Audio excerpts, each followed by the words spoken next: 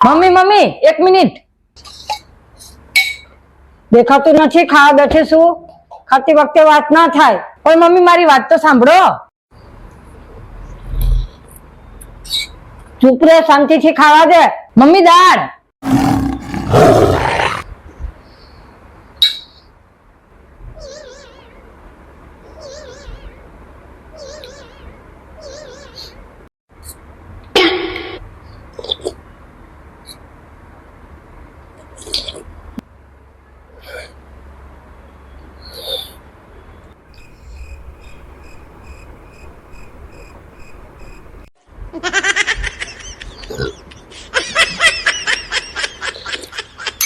દાળ મસ્ત બનાવી છે બોલો એ શું કહેતી હતી